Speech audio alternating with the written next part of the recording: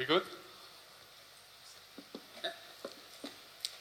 Hi everyone, my name is Eyal Yair and I'm the co-founder and CEO of Netonomy, a cybersecurity and internet management system for homeowners. I would like to start with a story which I'm sure is going to sound familiar to many of you. About a year ago, my dad called me. He said, "Son, my internet is slow." I said, "Okay, Dad, did you call customer support?" My dad said, "Of course I did, but they're saying that everything is fine on their end. You have to come and fix my internet." Okay, so I had no choice, and about 2 days later, and literally 4 hours of inspecting every connected device they have at home, we found the suspect. It was the IP camera. And whenever I disconnected the camera, everything went back to normal. And when I reconnected the camera, the internet was slow again. It turned out that the camera was participating in a DDoS attack while duplicating a live video stream to a server in China. Creepy. This made me realize that the connected home is a mess and that our home network are constantly at risk. From a security perspective, just take a look at recent event from last month. And the cherry at the top, the WannaCry, which uses Mirai in order to fight its own kill switch. From a management perspective, the number of connected devices we have at home is growing exponentially. And that's even before the fridge, talking to the toaster, talking to the washing machine. So how can we handle all that? How can we give consumers the peace of mind by freeing them from the complexity of managing and securing their home network? And this is exactly why we came up with Netonomy. In Netonomy, we developed a tiny piece of code, an agent, which is installed on the user home router. The agent monitors the incoming and outgoing traffic, and whenever it detects that something bad is happening, it immediately blocks the threats and notifies the user via our mobile application. Let's take a look at some of the app screens. This is the home screen, the main screen. Here I can see what is the status of my network, what is the status of my connected devices. And if I drill down to one of the devices, I can see a live stream of this device. I can see the browsing history or do parental control for this specific device. And if by any chance I have an urge to go on a fishing expedition, the agent will immediately block the attempt and notify me via the app chatbot. Few words about our competition.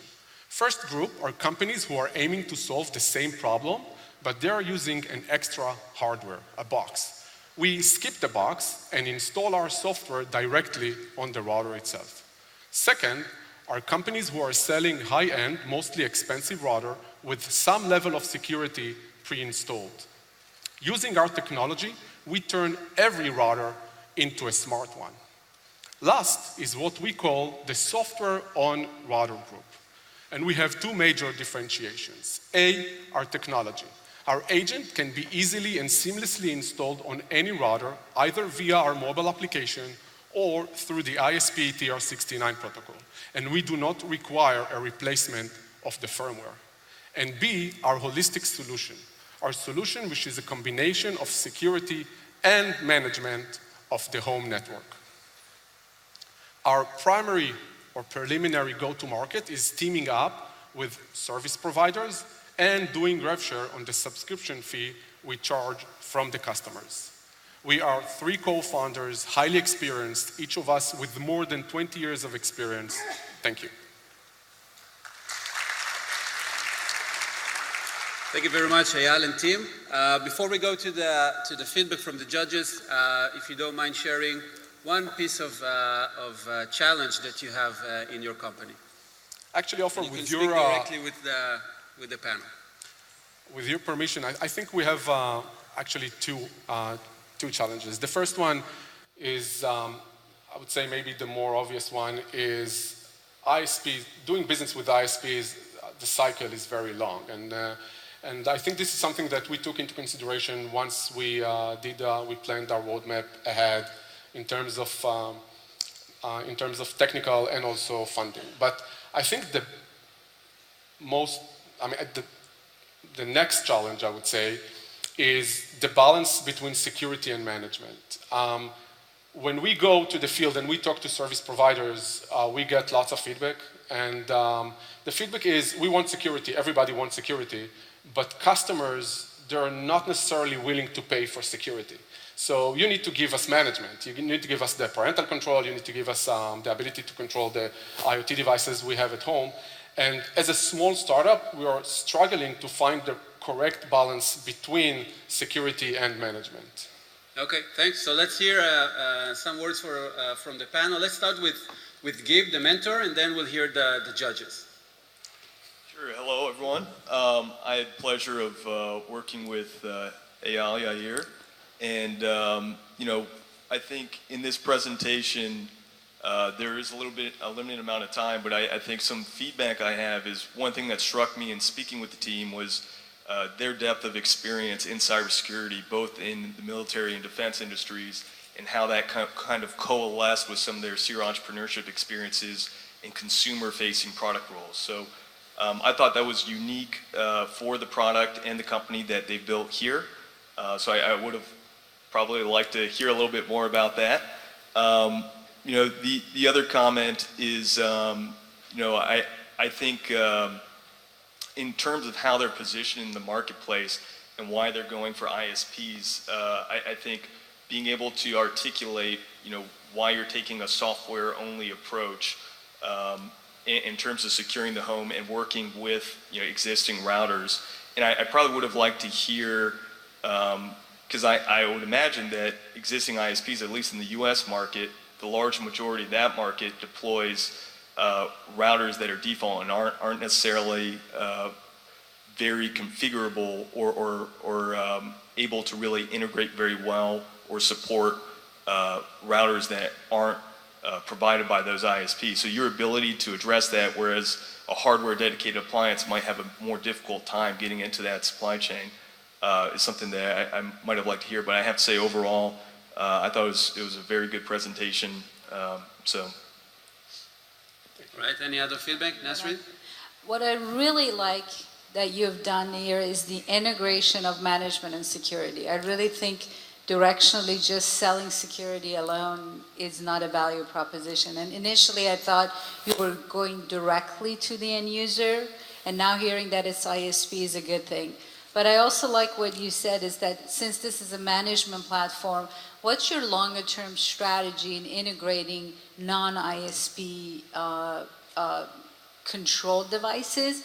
And so who are you thinking about partnering with? Because the ones you're making a bet should be able to be dominating the market.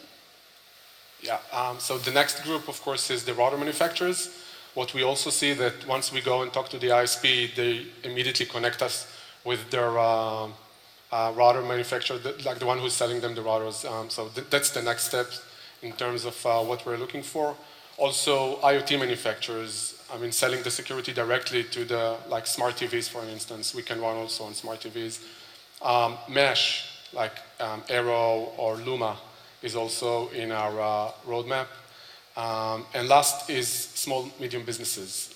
Being able to sell our product to SMBs, like attorneys' offices or accountant for like until 40 or 50 employees. I'm wondering if the market is a bit early here. I know you're going to sell to the ISPs, but there's got to be some end user pull.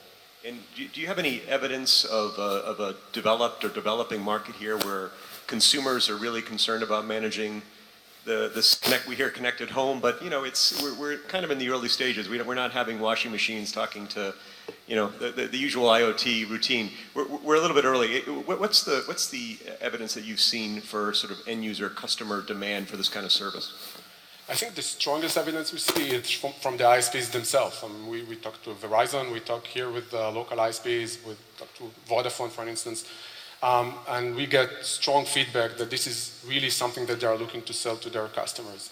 Also, we see lots of events that are happening, like babies' monitors that are being hacked, the Mirai attack last year, the WannaCry attack. So we see more and more of those, and this also put the subject in the center of talking, and I believe that consumers are looking for a solution. By the way, we did a survey I think it was like about 20,000 people in the US, and I think it was like 75% said that they experienced some sort of hacking. It could be also phishing and some other kind of attacks, so that's one thing. And 25% said that they were willing to pay for security, only security, which is also interesting. Okay, thank you. That's all the time we have with Netonomy. Thank you very much, guys. Thank you. Thank you.